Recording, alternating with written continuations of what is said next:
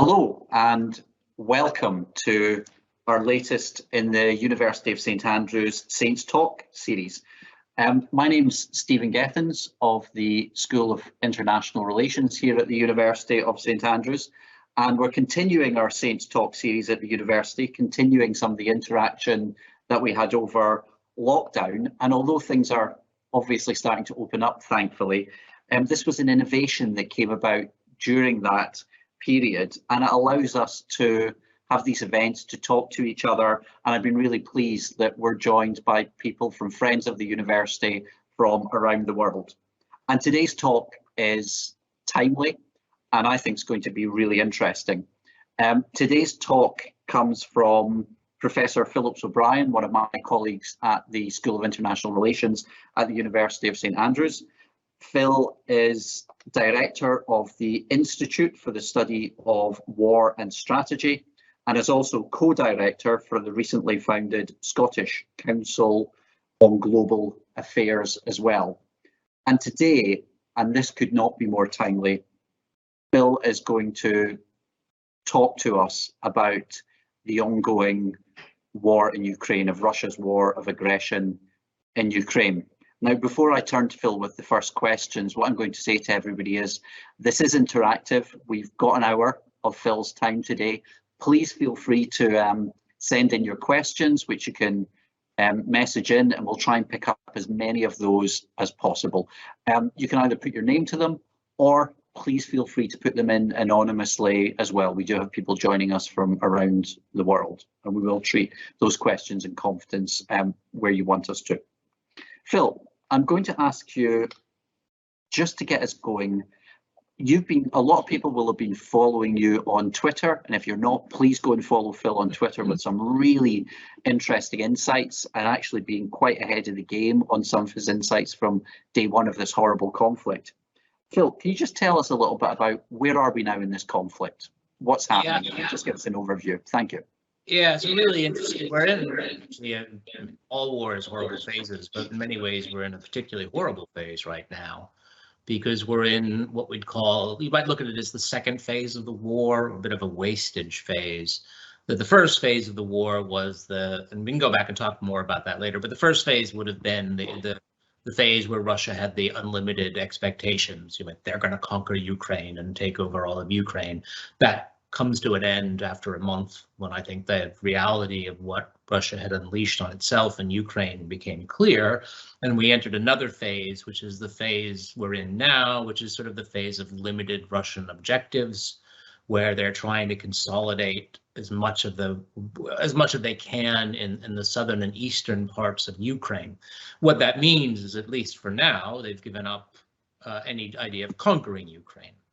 So it's a political recalibration of Russia. And what that does is that affects the way the war is fought by changing your objectives to, in a sense, try and amputate parts of Ukraine and take them into Russian control. They're trying to now set up a coherent area, and most of the forces being concentrated in this area known as the Donbass, which used to be a highly industrialized area. It was an area actually which is very strongly Russian ethnically, though that Russians have destroyed in many ways Russian identity in Ukraine by doing this. What has happened is when we look at the war and what's going on in the Donbass, I think people, when you look at war, what matters and what doesn't matter, taking a town, this town or that town, is an irrelevance. I mean, when we don't look at war in terms of a battle here or a battle there, who takes Popasna or who does something. What we are in is really an attritional phase. And by that, I mean, it's a wastage phase that both sides are trying to attrit down the equipment of the other side to the point where they will be unable to maintain any kind of offensive operations. And the wastage, by the way, in historic terms, is extreme. I mean, we are looking at one of the most destructive wars, equipment wars, in modern times. What do we know? And it's, we know that, at least by open source information, that the Russians have lost well over, say, 650 tanks. That's photographs. Ukrainian claims are closer to 1,200, and the real number probably is much closer to Ukrainian claims than the ones we have photographed. I think it's completely plausible the Russians will have lost 1,000 tanks by this point. Well, that's already 3 times as much as the Germans lost at the Battle of Kursk. And to try to put that into historical perspective, what's going on here is just destruction on a massive scale. And at some point, one side or the other will lose so much equipment that they'll be unable to take they'll have to really bunker down at that point and sort of try and hold on. Now, from what we can tell, the equipment wastage in this phase is going in the Ukrainian favor. I mean, the Russians really have made very few advances. The Ukrainians have pushed them out north of Kharkov, and the general trend in equipment, I mean, I don't want to get too technical, but basically the Ukrainians are much better armed than they were on February 24th because they are getting a lot of NATO level systems, and the Russians are worse armed. The Russians went in with a lot of their best equipment. They start replacing that equipment, but they're replacing it often with equipment that's not as good. So at least the trend lines, unless Russia, say, fully mobilizes, the trend lines are Ukraine is getting better armed and Russia's getting worse armed. But we still, there's a lot to go. So before we start looking forward, Phil, I'd like maybe to look backwards. I've asked you where we are now, and we're sort of scene setting, and secondly, thanks to everybody who's already sending in plenty of questions. I'm going to start on some of those questions. But Phil, can you just, how did we get here? You know, we had the Battle of Kiev that people will remember going way back to the 24th of February. That has shifted, as you're talking about, out to the east. So what's happened in this conflict, and why have things moved from Kiev over to the east now? Well, there's 2 fundamental things as to why we got here from where we started. One is that almost everyone underestimated the Ukrainians. That's the number one thing. That outside of Ukraine and outside of a few places, certainly in most of the Western analytical community, there was a general view that the Ukrainians would be crushed. That they really weren't going to fight. It wasn't worth the effort for them. That they themselves didn't have a system that was robust enough to stand up to a massive Russian assault, and that has been proven to be entirely wrong. Not only have the Ukrainians fought with quite intensity, they've fought very intelligently. So that's the number one thing: is Ukrainian resistance was far superior to what we expected, and the other is the Russian capabilities were far less developed than most people expected. That people, I think, were seduced by Russian weaponry, by Russian doctrine, to think that the Russian military could do a lot more than it actually turns out to be capable of doing. And so that's why this has ended up. It's best to look at this as a peer war. I mean, people looked at it as a big Russia, tiny Ukraine. But really what we're dealing with is almost peer powers, in a way, far more evenly matched than we thought, or than many people thought, and that's how we've ended up here. Okay, well, that actually leads me on to the first question. So first I was going to ask on that, and there are 2 questions. I've got a question from Rob here, and the question is, how did Vladimir Putin manage to make such a spectacular strategic blunder? And actually, but let me just couple that question with another question, which is, and you've started to touch upon this.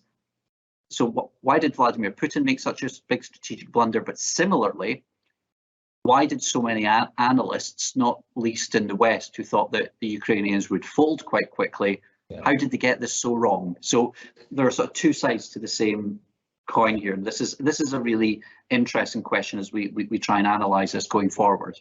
Yeah, I mean, there's a lot there. Let me start with Putin. And by the way, I'm not a Putin expert, and I've been wrong on Putin. So I never thought he would invade because I thought it would be such a catastrophe. I kept saying, this is an insane move. He'll never do it. But he did it, so I was completely wrong on that. And then I thought, as soon as he saw what he had done and unleashed this catastrophe, he'd try to get out of it. But in fact, he doubled down. So when it comes to Putin, I've been far more wrong than I've been right. What he's done, I mean, I think why we're here and why he made that decision is because he didn't understand the difference between peace and war. We talk a lot about being at war and what war is, and there is a huge amount of violence in the world. There's violence everywhere. There's use of weapons. It can be a pretty horrible place. But that actually will be found. There is a difference when you go to full state-to-state war. And he never had done that. His military had never been tested in full state-to-state war. It had been tested in bombing people in Syria who couldn't bomb back, in attacking very small countries like Georgia and sort of crushing Chechnya. It had never been tested in a large state-to-state war. And he didn't know what it was. He believed his own press seemed to be about the brilliance of the Russian army. He completely underestimated the Ukrainians. I mean, that seems to be, and I think it's one of the things we work with Julie Carbo at the University of Edinburgh and the Scottish Council, and Julie's doing a fascinating project on what's called Breaking Bad, really interesting stuff.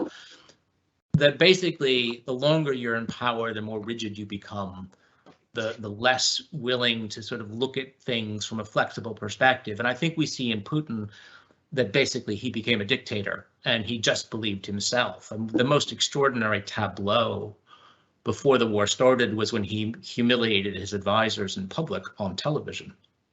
Now his advisors clearly had misgivings about this war. One or two even tried to voice them quite gently, and he just shoved them aside. He didn't want to listen.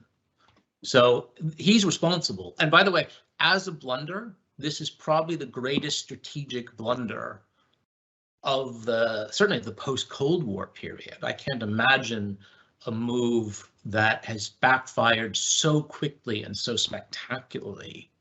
I mean, just the announcement of Finland today. This has been joining NATO. This has been one of the cardinal elements of Russian policy to make sure Finland never joins NATO. And now they're left sort of hopeless as the Finns are doing it. So it is a catastrophe. It was his catastrophe. And it seems to be that it was from his own system that he created, which destroyed all dissent. And destroyed anyone telling him anything he didn't want to hear. As for the analysts, now this is an interesting question, as you know, Stephen, and I've had a lot of disagreements with people, and it's become somewhat controversial because I think there is a real problem in the analytical community for its understanding of the military. For those of you who don't know, there was a general consensus across much of the community that Russia would conquer Ukraine in a few days. Certainly they'd be in Kiev in 3 days to a week. They'd depose the government. The Ukrainians wouldn't fight. And one of the reasons I'm here actually with you now is because I said, no, they wouldn't do that. And that sort of gave me a little prominence because it didn't seem to me at all. I didn't understand what they were basing their analysis on, because nothing I had seen would make me say, OK, we're going to see that. Now, I think the analysts fell into two traps. One is that they looked I mean, actually, I'm part of a research project now going back and looking at this analysis. From what we can tell, the more they liked weapons, the worse their decisions were. That people looked at the Russians and they said, oh, they've got these really powerful tanks, or they've got these great aircraft, and they have this ability to dominate with weapons, without asking, actually, do you have a system that could back them up? So it was a focus on more narrow definitions of what military power. So if you had a broader sense of military power and looked at it from an economic, social point of view, you had more doubts. If you looked at military power as weapons, you had fewer doubts. So I think that was one. And the other is, I think, something that we can call now that the American trap. The United States has spent so much money on its military and had actually so much hegemony, military power, that people assumed other countries could do that if they were advanced. So the assumption was that Russia wouldn't be as powerful as the United States military, but it would be a version, a less good version of what the United States could do. What we've learned is it's not in the same league. It's basically 2 or 3 steps below the United States military.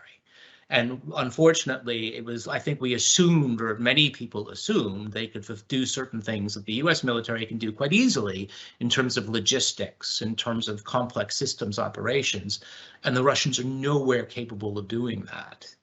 And so I think those were the fundamental problems with the analysis. Thanks, Phil.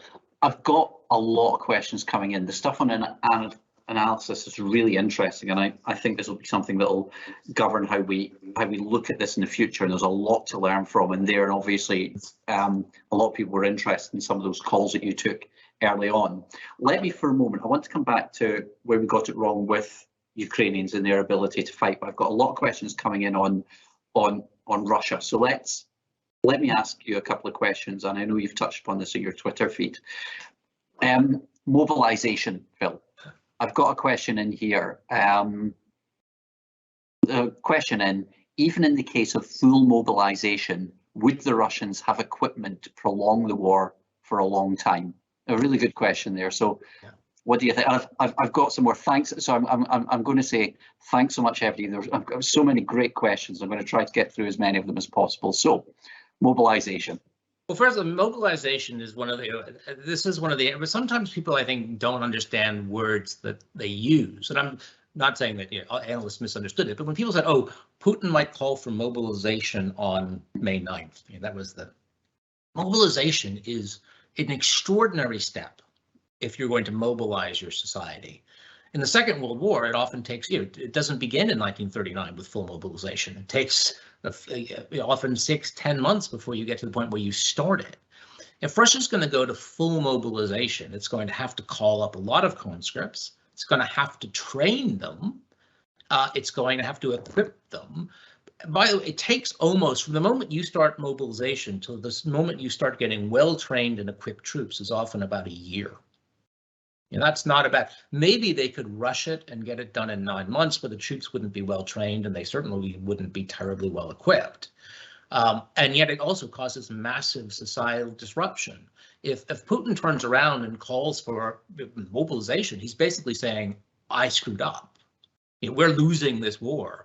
We are in desperate straits. And the only way we're going to keep it going is by mobilizing. So it's a much more difficult thing. It's a much more, I think, dangerous step for him to do. It's one he doesn't want to take. I mean, I think we can say right now, the Russians don't want to mobilize. And one of the problems is, as I said, the questioner probably pointed out, where are they going to equip? Now, the Russians have enormous stocks of crappy equipment.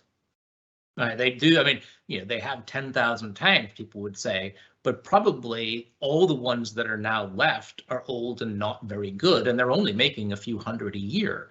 They use their best stuff in the invasion of Ukraine. They use 75% of their best forces in the original invasion. So they're already taking what's left now. What would be left in terms of high-level equipment, I think, is quite marginal. So they'd have to start fighting the war with a very large army armed with older equipment. And equipment, I mean, I can be very boring and go into logistics and everything like that, but I won't do that now.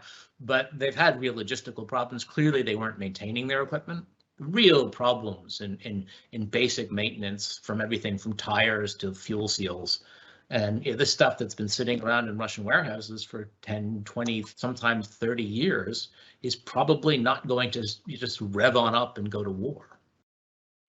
Well, look, that's a question of mobilization. There's so much ground to cover here, Phil, but I'm also seeing a number of questions if we're talking about what options are left open to Russia, and I'm getting a lot of questions coming in about nuclear. So I'm not going to repeat all the questions. So a number of people are asking about whether or not the Russians might use nuclear weapons. And I know you've commented on this in the past. So, and forgive me to all those people who posed the questions. I'm just going to ask Phil in the most general terms, can you tackle this issue of nuclear weapons, please? Because I know it's something that concerns people and that people think about. I mean, I think always nuclear usage of weapons is incredibly unlikely because there's a reason people haven't done it since 1945 when we've had nuclear, because if you do it, you can't undo it, and you then start an escalatory chain that you can't control. So I think, if there's another reason also practically it might not even win them the war depending on what they do. So I think it's very, very unlikely that they go down the nuclear route. It's not impossible, but I think it's one they don't want to go down. I don't think the Russian leadership wants to go down the nuclear route because I don't think, by the way, the Chinese government, I would think this is catastrophic. Last thing the Chinese government wants to see is a nuclear exchange coming out of this war. And one thing, the only people who have probably real influence over Putin at this point are the Chinese government. So Russia needs allies. Russia is very, very much an allies, and I can't see the Chinese wanting that. So I don't think there'll be an easy move to nuclear weapons. I just don't. It's a very dangerous thing, and there's a reason people don't. Now, if they do it, and we get into this hypothetical world, this horrible world, it's hard to see what Russia has are these, you might hear the phrase tactical nuclear weapons. And tactical, it means actually very small. It means small for nuclear weapon is still enormous. But basically, they have a generation of nuclear weapons which are smaller than the ones, say, that the US has in retaliation. They are, in terms of explosive yield, actually not much larger. They wouldn't damage much more than the bombs that Hiroshima and Nagasaki destroyed. I mean, they can destroy a center of a large city is their ability to do it. What we don't know is, though, what would they do it? They can't target the Ukrainian army with one of these things because the Ukrainian army is next to the Russian army and it's spread out over 300 to 400 miles of front. Would they drop one on Kiev? I mean, that's a horrible thing to do, but it doesn't actually, in many ways, achieve anything but killing people. And it means that there's no way out. I mean, if Putin goes nuclear, there's no way back. There's no way out. There's no peace deal that can be cut. He ends up, and Russia ends up in a pariah state. So, I mean, I think at that point that God knows where we go. So I just don't see what. Unless they really think we drop a tactical or nuclear weapon on Kiev and that will force the Ukrainians to give in. But, in many ways, it just ends up being, a worse war for them. So I don't see it happening. That doesn't, but then again, this is what I say, which don't listen to me on Putin. I've always been wrong on him. So my feeling he won't use it is probably the least convincing of anyone you'll hear from. Well, look, you've touched upon. I had to ask that there were a lot of questions coming in, and thanks to everybody who posed those questions and keep them coming. We'll try to get through as many as we can. I know this is generating a lot of interest. Phil, you touched upon a lot of things there. I'm going to come to China in a moment because I think that's a really interesting perspective, and I've got a couple of questions in here about that. But let me touch upon. I've got a question from David Walker here about Russia's attitude towards Ukraine longer term. I think this is a good question, and I know we'll to and fro on this one, but is the current invasion just the 2022 episode in the seemingly never-ending Russian obsession with dominating Ukraine? Even if this current war ends, won't the obsession continue in other forms? Now, we've jumped ahead of ourselves a little bit here, but I thought that was an interesting question. Well, first of all, on one hand, Robert, I'm not actually the best person to answer this one either, because I'm not a Russianist. And so, what will happen in Russia? I mean, my optimistic mind says this is such a catastrophe that you might have some systemic change.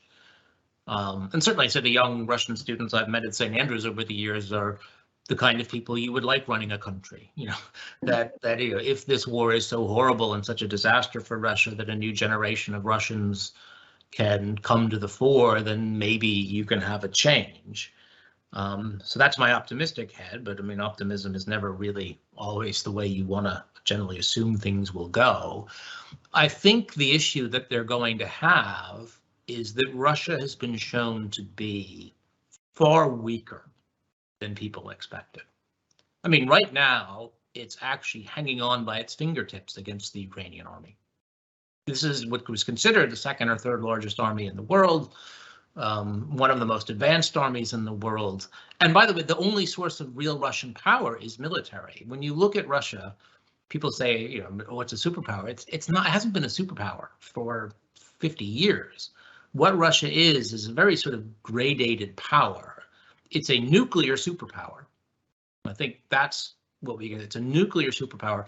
It's a militarily middle-ranking power, and it's an economic and social small power. You know, its economy was actually not very large before this war started. It was something about the size of Spain or Canada would be the closest comparators. You know, and they have decent-sized economies, but they're hardly what you'd say a world-leading economy. But they even were a resource extraction economy. They made almost nothing.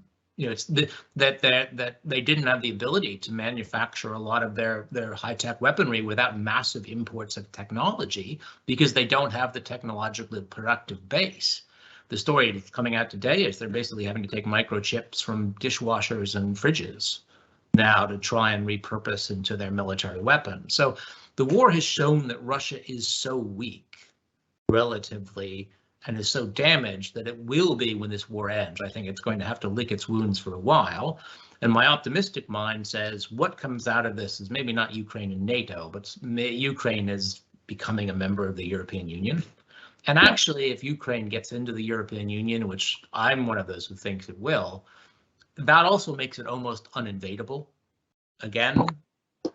So I think it's a question for Ukraine of surviving this war intact, and then Russia will really have to.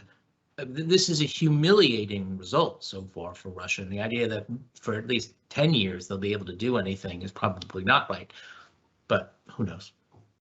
Well, look, let me just stick. I want to come to the future in a moment, and I'm going to touch upon Ukraine in a moment. And I did say I'd come to China, but actually I've got a good question here which touches on what you've said, and I think you've already answered this to an extent. Let me ask it. We've got a lot of good questions. I'm not going to be able to get through them all, but great questions. Is our perception of Russia and its military still coloured by World War II and the Cold War, even though the Soviet era has been over for more than 30 years? Yes. I mean, where did we get this vision of Russia being a great military power is very interesting. It obviously is a holdover of the Cold War, when Russia did have a much larger and more powerful military. You know, it was probably now, from what we can say, a bit overrated in the Cold War too. I mean, Russia had mass, but it was never sort of technologically as advanced military as Western ones. Why it survived for 40 years, 30 years since the end of the Cold War is an interesting one. And I think it's partly because people didn't look or want to look at the difference between war and peace. You can be powerful and influential in peace. And Putin was. I mean, Putin was regularly called the most powerful person in the world, because actually Russia was very effective at information warfare. It was very effective at selectively attacking Georgia, selectively attacking Syria, and doing sort of smaller things that its military could do. And that, I think, fed a narrative. I mean, the president of the United States, Donald Trump, called Putin a genius. So this whole idea of soft power, or Russia being a soft power, intelligent power, had been built up. But war exposes the reality of that. I mean, we can say that happened in the Second World War with Mussolini. But Mussolini in 1939 was considered maybe the leading European statesperson. I mean, Mussolini was considered the representative of great power. When war breaks out, so the Times of London writes one that Mussolini is the pivotal figure in Europe, maybe the wiliest and most intelligent leader. But then Italy goes to war, and the reality of Italian power really is exposed. So I think we're seeing something similar, that war of this type just is a different test than what you see in any other time. Okay, I'm going to come back to Russia and Ukraine, obviously, but I've got a lot of good questions in here, and I said I'd touch upon China, and I know the focus is on Russia's war on Ukraine, and that will be the focus. But I've got a good question in here from Rory, and this reflects other questions I've had in. Can you comment on China, its view of the war? Could it intervene for peace, and how is it impacting China's long-term strategy? No. So there are a number of questions. I thought Rory's one sort of sums some of them up there, but I had to touch upon China quickly, and I will come back to Russia and Ukraine afterwards. Rory, you're always talking. Other people are asking all these things I'm not really expert in. China is in a, I mean, I think the stories that are coming out now is that China believes this is a disaster. That going into the war, they believed, and like Putin believed, and like, by the way, most Western military analysts, that Russia would win this war quickly. And their view, I think, was that Russia would take over Ukraine, the war would be quick, and then the West would have a bit of a tantrum, but then they'd learn to live with it, and they would go back to normal with a stronger Russian ally.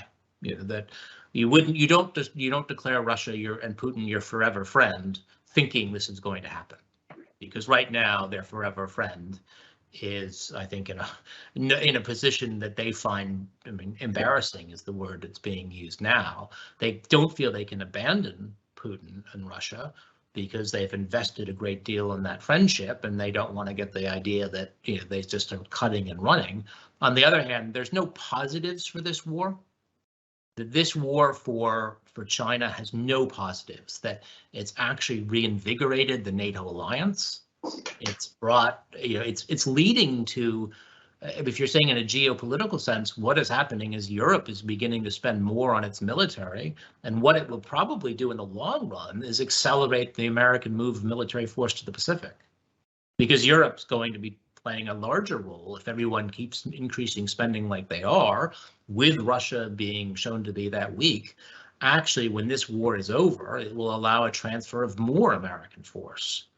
And the other thing it's shown, and I think this is where the Chinese were, the stories that we heard very early coming out, is the Chinese are looking at this war and trying to understand what it means. And I think the only positive we can say that'll come out of this war is that it shows going to war is such a bad choice.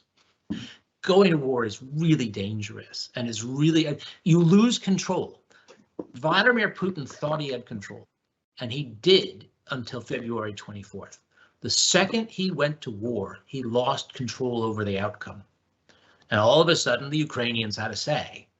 And he is now in that position where he can't dictate. He's lost that. And the Chinese, I think, are probably looking at this, and there's some story, and realizing the difficulty of going to war. I mean, if I were China now and I thought, if people were talking beforehand, I think really in a blasé way about a Chinese attack on Taiwan, as if that would be an easy thing. A Chinese attack on Taiwan would be a catastrophe. What the Ukraine, I mean, we think about the sinking of the Moskva, the flagship of the Black Sea Fleet. The Moskva was sunk by two of the most primitive anti-ship missiles in the world. I mean, this was a homemade Ukrainian system that had never been tested, and it took out the flagship of the Black Sea Fleet. The entirety of sort of the Pacific coast on both sides is bristling with anti-ship missiles. China's bristling with anti-ship missiles. Taiwan is, Japan is, Vietnam is. Basically, it's just anti-ship missiles. And if, say, the Chinese tried to attack Taiwan, it would be a catastrophe on the seas. I mean, you would just see ships being wiped out here and there. On the other hand, if, say, the United States wanted to send its aircraft carriers toward the Chinese coast, it would also, or Britain, it would be a catastrophe for them. So the only positive thing we might be learning is going to war is really dangerous. It's modern weaponry is super destructive, and it's easy to take out expensive systems if you've got a lot of defensive firepower. So maybe it will actually make people sit back and not be as bellicose, because the understanding of what you might unleash if you go to war, I think, is more apparent now than people realized on February 23rd. Okay. Well, look, in terms of, if you like, strategic blunders, there's been a lot of talk about, and you've just mentioned that this may have strengthened NATO, this war strengthened NATO. I've had a couple of questions coming in from Anne and Vincent, for example. So I'm going to paraphrase, because I've got a few of these questions, because today, obviously, Finland's in the news, and it seems timely to ask about the impact that Finland joining will have. I mean, in fact, a good question here. Anne asks, will Finland joining NATO have a real effect on Kremlin thinking? And if so, what would you expect? So I think it's a really timely and good question. And Vincent asks, what is the chance that Putin attacks Finland before they join NATO? I've got a few of these. I'm just picking up a couple of them. Thanks again, everybody, for putting them in. So it's very timely. What are your thoughts on Finland? Well, I mean, right now the Russian military can't attack Finland.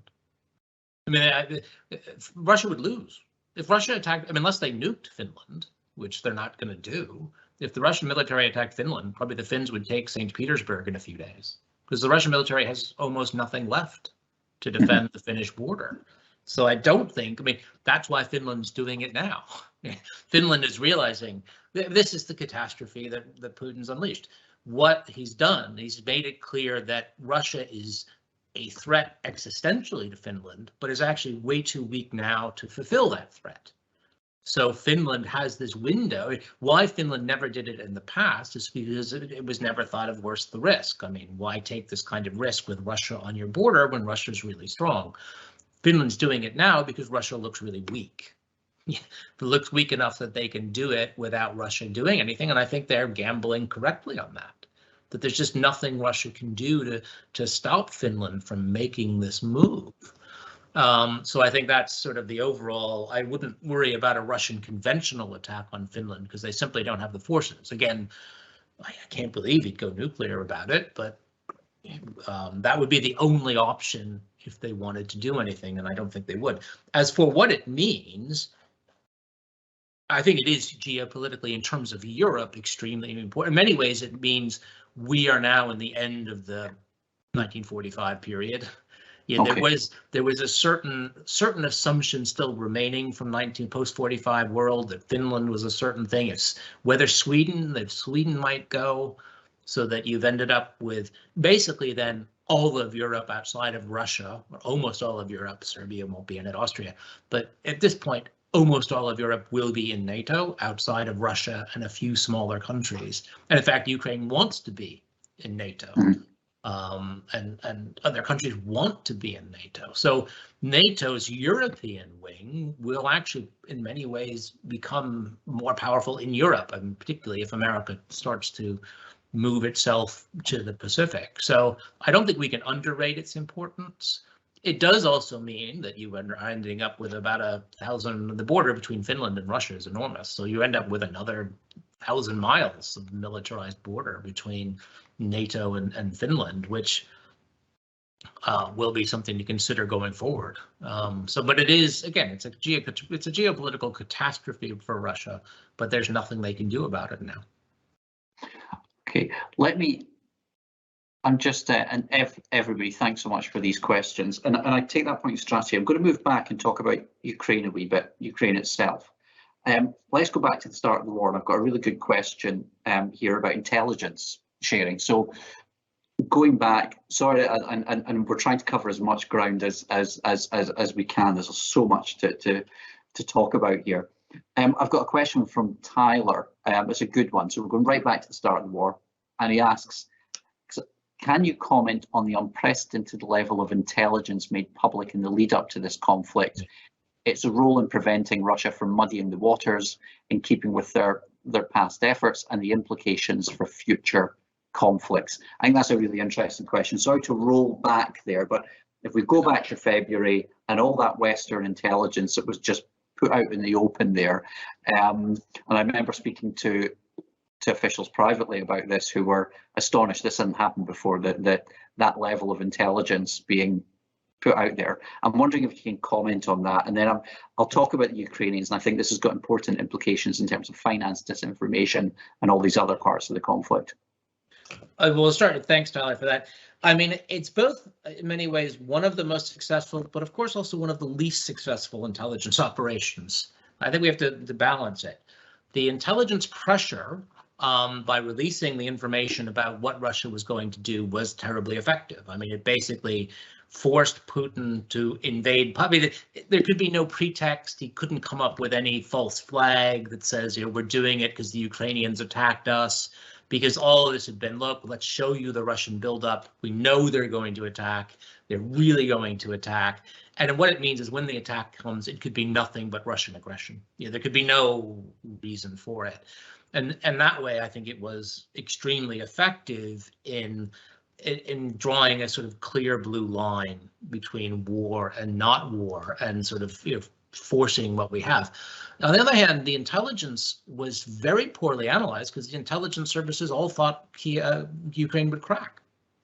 Yeah, and I think so it's not a, it's a, you might say, a very effective use of intelligence in terms of public debate, but it was not a very effective use of intelligence in sort of understanding the war. When the Russians crossed the border, from what we can tell, the U.S. government goes to President Zelensky and says, "We'll get you out. Please, we'll come to at least go to Lvov. We'll get you to Lviv, maybe even out of the country, assuming Ukraine would fall." Imagine if Zelensky had done that. Mm-hmm. Yeah, and fled Kyiv. Well, thankfully for him, he didn't, and he said, "No, I'm not going to do that." But I think we need to stop congratulating, in a sense, the intelligence services too much, because there was also a massive failure by the supposedly bright analysts about what the Russian military would be able to accomplish. And that was a failure, and almost a terrible failure, because of the, and by the way, it probably means the war is longer and bloodier. Because the intelligence assessment was that Russia would conquer quickly, actually Ukraine was limited in the kinds of weapons it got before the war. No one wanted to pump too much in. The assumption would be all would be lost. That would be too. Had Ukraine even been slightly better armed than it was, it could have shortened the war and put the Ukrainians in a better position. So I think intelligence is a mixed game in terms of the start of the war. Now, the use of intelligence, I don't know if you want me to go to answer that now, or we could come back to that, because it's a longer one, but the use of intelligence as the war has gone on has been quite different. Well, yeah, let's come to the use of intelligence in a moment, but actually I'd like to build on what you've just said, and it reflects, and I'm sorry, I think I'm in the position of having to reflect some of the questions that we've got coming in, because there's so many of them. This is really great. Thank you, everybody, for your interaction here. So I've asked you, and we've been asked through these questions, why we got it so wrong on Russia, okay? And we could have a much longer conversation about that. But let me come to Ukraine. You've just touched upon this. So I'm going to ask you two questions, and they're big ones. Why did we get it so wrong on the Ukrainians? Yeah. So let's look at the other side. Why did we, if you like, underestimate them to such extent? Is it a legacy of Crimea and Donbass and what happened in 2014? And on that, in terms of the legacy of what went on since then, because I remember when I went to Donbass as part of a committee, and the Ukrainians were calling for arms then. Should we have been arming them, and should we be arming them going forwards? And these are really tricky. So I know that's a lot in there, but these are really tricky and important questions. Well, when it comes to why the analysis of Ukraine was so wrong, I think a lot of it just missed what the Ukrainians had done since 2014. I mean, had the Russians attacked the way they attack now in 2014, they probably, I don't know if they would have gotten to Kiev in a week and taken the whole city, but the Ukrainians certainly were not in the position to resist in 2014 as they are today. The Ukrainians made significant advances as a military force between 2014 and 2022. They didn't want to be conquered by Putin's Russia. I think that's one of the fundamental things, is a lot of people in the West would have assumed they'd deal with it, that they would shut up and accept this. But they didn't want to. They had been actually fighting this, and I think we call it low-level war or conflict in the Donbass, which had created for them at least enough experienced military personnel that they actually had a force that could fight.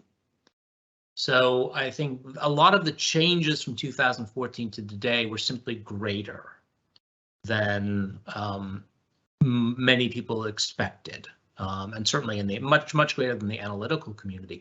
I mean, when it comes to the Ukrainians, I think they've actually, what they've done shows a very important evolution in war, in state-to-state war, and shown how a side on the defensive now has a real advantage if they're smart. I mean, I wrote in a few articles for The Atlantic during the war, but the second one, which came out about a month ago, was really about the Ukrainian way of war. And we have to look at what the Ukrainians are doing, because all of the focus has been on what is Russia doing, what's Russia doing. And I thought, well, actually, let's look at what the Ukrainians are doing, because it's really effective. And what they've done is they've balanced out what looked like Russian superiority in technology and numbers by using their systems cleverly. They were never going to compete with the Russian air. I mean, one of the things I do know about, if I don't know about Vladimir Putin, I know about air power and I know about logistics, certain things in modern war. What they have done in the air war is really quite extraordinary. That the Russians had many more aircraft, and the Ukrainians supposedly had all this experience fighting in Syria and the right and the left. And the Ukrainians had old, I mean, the Ukrainians are flying MiG-29s, a lot of these old Russian planes, Soviet planes in many ways, from years ago, decades old. But what the Ukrainians have done is they've not taken on the Russians by saying we're going to have a lot of plane-to-plane war. What they've done is they've made it very difficult for the Russians to fly by using a range of the handheld with the medium systems, the S-300 with some fixed wing. And it just means what the Russians can't do is patrol. They can fly in, drop a bomb, and fly out. As Pentagon spokesman said the other day, they fly in, drop a bomb, and they get out of Dodge because they're too nervous about Ukrainian anti-air fire. And what that means is that when it comes to the Donbass, what the U.S. Air Force would do in the Donbass is they'd simply stop the Ukrainians from moving. They'd have constant air patrol. The Russians are unable to do that, so the Ukrainians can keep moving. And that's just one example of what the Ukrainians have done to counterbalance what people thought would be Russian superiority. So the way the Ukrainians have fought this war is intelligent as well as being committed, and in many ways far more intelligent than the Russians have fought the war. Thanks, Phil. And I hope that answers a number of questions, including, I see, Barry O'Brien, your question that came in on that air defence issue. So thank you. Just given limited time, I want to try and get through some other questions. There's obviously been some debate, discussion about the role of the West in provoking or prolonging the conflict. So I've got a good straightforward question from Peter, which is, do you believe the Western world could have prevented this war? Well, what is interesting in my mind, and I probably get a little snarky on Twitter about this, is how it's blown up realism. Mm-hmm. That all of those who are arguing, Mearsheimer and those who are quote unquote realists, who are arguing before February 24th that Ukraine must be in a sense sacrificed to Russia, should be forced into concessions, were based on the idea that Russia was really strong, a realist analysis. Russia has the power, it's the regional hegemon. Therefore, from a realist perspective, what we have to do is accept the fact that Russia is going to dominate Ukraine, and far better, instead of having a war, is to just basically admit that and put Ukraine under a Russian umbrella, because that's what power balances do. That's what states want to do. Now, I think what a lot of this has blown up is this idea that realists understand power. I mean, that whether we would want to sacrifice Ukraine for Russia, the Ukrainians didn't want to be sacrificed to Russia. It's that they wanted to fight, and therefore we are not the ones to tell them they can't fight. When you think of it, that's like saying, the Vietnamese should have rolled over for the United States. Well, the Vietnamese didn't roll over for the United States. And I think it would be really weird if we said, oh, well, they should have rolled over for the United States. The United States is so powerful. But the Vietnamese didn't want that. And that's the reality of the situation. So I think on one hand, it's glorifying Western power by saying, well, we should have sacrificed, as if that's up to the West. The Ukrainians didn't want to be Russian. They had a stronger identity than I think we understood. And they wanted, and by the way, they destroyed realism, because what they showed is this big Russia narrative that on which a lot of the realist argument was based simply didn't understand power. It again gloried weapons, but it didn't tend to look at the fundamentals of power, and what Russia is not fundamentally that powerful. In many ways, Ukraine is showing itself, as I said, an equal, a peer power to Russia in certain ways. So I don't know what you could have done. I mean, I wouldn't have wanted to have sacrificed Ukraine. I don't think even Ukraine wasn't allowed into NATO. So I don't. What else did they wanted to do? I mean, maybe if you said if they'd taken Ukraine into NATO, that would have been a provocation. But actually, deliberately, Ukraine was not allowed into NATO, and that was not enough. It does seem that Putin was trying to put together a bit of the old Soviet Union as much as possible, and that was the ultimate reason. So I'm not, as you can tell, a convinced idea that sort of NATO triggered this war. I just, I don't know how you trigger a war if you don't take Ukraine into NATO. So, well, look, on the, I'm mindful that we don't have too much time, but we've had a lot of questions coming in around disinformation, economics, all these areas. So let me try and roll them up a wee bit before I move into looking forward and how this war ends in the little remaining time that we have. But just on that question, do we need to, if you speak to people in Ukraine, or if you speak to people who've been watching Putin since he came to power, they'll argue that this was no great surprise, that actually the warning signs were there. If you look at what happened in Chechnya, Syria, Libya to a certain extent, even what's going on in Central Africa, and now in Ukraine, what lessons do you think we need to draw from that? And actually, do we need to broaden out our attitudes to what is conflict, given if you look at the dirty money that was going through London, if you look at the disinformation wars, are we, when we think about conflict, when we think about military strategy, are we thinking about wars that no longer take place? Do we need to broaden out our horizons and think about this in wider terms? I think we do have to think about a lot of things. I mean, there's a lot of, this war is throwing up so many questions. I mean, one of them might be old men in power for a long time is not a good thing. That should be a number one. I mean, one of our colleagues, Roxana Crisali, sent us an interesting blog the other day about what this means for a feminist analysis of foreign policy. So that people are using, and looking at the Ukraine war to try and come up. When it comes to was it preventable? I mean, it's very hard. I mean, yes, did people take Putin's money and get into the establishment and influence policy? Yes. Did they influence U.S. presidential elections? Very probably or possibly. So this money mattered. But what it didn't do is actually make Russia powerful in war. And that's it probably in many ways ended up destroying Putin or destroying a lot of his regime by making it look far more powerful than it is. Or than it was. I mean, if the war can teach us anything, what it actually should show us is that there's a lot of show between regimes, but what the Ukrainians have shown is a strong civil society is the most important thing for a nation. I mean, that Ukrainian civil society, watching it rebuild around Kiev is quite extraordinary in what people are up to. So maybe it will make us understand what really perhaps matters when it comes to a society and a country, that a strong civil society is the fundamental aspect of power. And Russian civil society doesn't seem that strong. Putin did not create a strong civil society. He created a bit of a sycophantic society and a boastful society, but also didn't create one that he trusts. He doesn't trust the society to go to war. He doesn't trust it to mobilize. And that's a fascinating comment on the kind of society he's created. Okay. Thanks, Phil. Phil, I'm really mindful of our time here. So let me ask you a question. I'm going to read out Jonathan's question, but actually it's been picked up by a number of people. How will this war end? That's it. That's the question. Straightforward. Not a difficult question in the slightest, but I think it's an important one. Well, that's great. I mean, what is the fundamental problem that we have?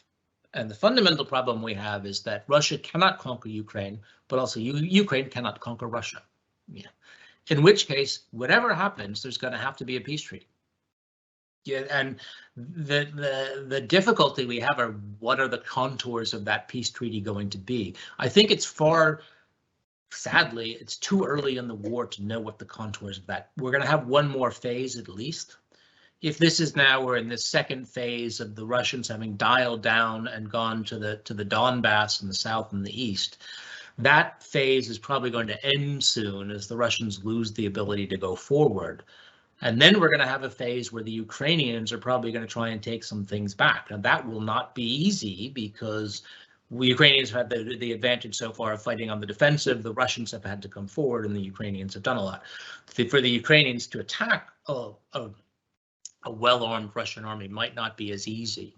And so that would be a very tricky one. But right now, I don't see the contours of a peace deal, because I think the contours of any peace deal now, and it will, as I said, have to be a peace deal, for Putin's regime will have to mean we get a lot more of Ukrainian territory. We're going to want to keep the south and the east that we hold now. And the Ukrainians will never accept that now without more war. I think their view is the war is going our way. Why would we make a peace deal giving up a huge part of our country to Russia when we think the war will go our way, continue to go our way? So it will be a peace treaty.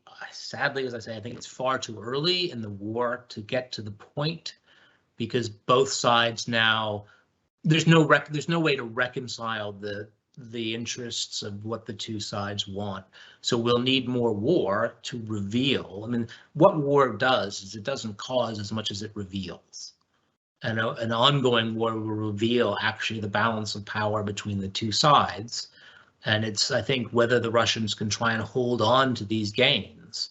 I'm quite skeptical they can. I don't think the Russians even now fully understand what they've unleashed in themselves. And as the Ukrainians are going to get stronger, and if the Russians don't mobilize, they're going to start running out of soldiers soon. I mean, this is a hugely bloody, destructive war. So I think the Russians will have difficulty holding on to what they have, but they're going to have to go through that fight and lose some of it before we could probably have a peace deal. So very last question, very briefly, but just building on that before I wrap this up, because we're at time. You just said there, and I've heard you say it before, that war doesn't resolve it. It reveals. Yeah. You study strategy, you study conflict. If we're learning from this and we're looking ahead, what is this conflict revealed to you? Just to try and tie this up. I know, apologies to everybody, there's so much to cover, but just to try and, what is this conflict revealed to you, do you think? Well, probably one of the things it reveals is the one hopeful thing is that it has revealed how horrible war is and how difficult it is, and hopefully this will make any country that wants to go to war, any country that wants to wage an aggressive war, realize the risks that they're running. That's what this war will reveal. We have gone in this technological change, which had been obscured by U.S. dominance up to this point, whereby I think the attacker is going to have real problems. So I think in terms of war, that it might make people think twice before launching a war now, just because of the disaster that they are going to unfold. I think it will have profound geopolitical impact. I think the exposure, as I said, of Russia not being that powerful will lead, I mean, the phrase we use is culmination. It might lead to a culmination of the European project. I mean, if Ukraine ends up in the European Union, I mean, does the Belarus regime, does Lukashenko's regime last? Maybe that falls, because that's held into place by Putin at this point, that the Belarusian people would like to get rid of that. Do you end up actually with, in many ways, now almost all of Europe in the European Union, in that kind of completion of the European Union ideal? So that is sort of one of the things that could come up. Does it lead to more of a focus on the Pacific? Almost certainly. When the dust settles, all our eyes strategically will turn to the Pacific, because I think Russia will end up in such a damaged position. So it's revealing quite a lot, but sadly it will have ways to go till it ends. Well, Phil, thank you. Thank you for all your insights. We've covered a lot of ground, but there's so much still to be discussed. Can I thank everybody who's joined in? I've tried to get through as many questions as I can, but we've had such great interaction. Thank you to everybody who's put them in, and I'm sorry to many of you who have not been able to get to your question. As a final point, I'd like to thank my colleagues in development for putting together today's talk, as well as Phil for such a fascinating contribution. Please continue to follow Phillips O'Brien on his Twitter feed and the work of the Scottish Council on Global Affairs and the work of the Institute for the Study of War and Strategy. I'll also say, just finally, the university also launched an appeal for staff and students affected by the conflict. There's a link in the chat that Laura's put up just at the very bottom of the chat. Thanks to all of you who have contributed so generously to that already, and for anybody else who thinks they'd like to, the link sitting there as well. So thank you for joining us. Phil, thanks for that. Very timely and insightful. Good night.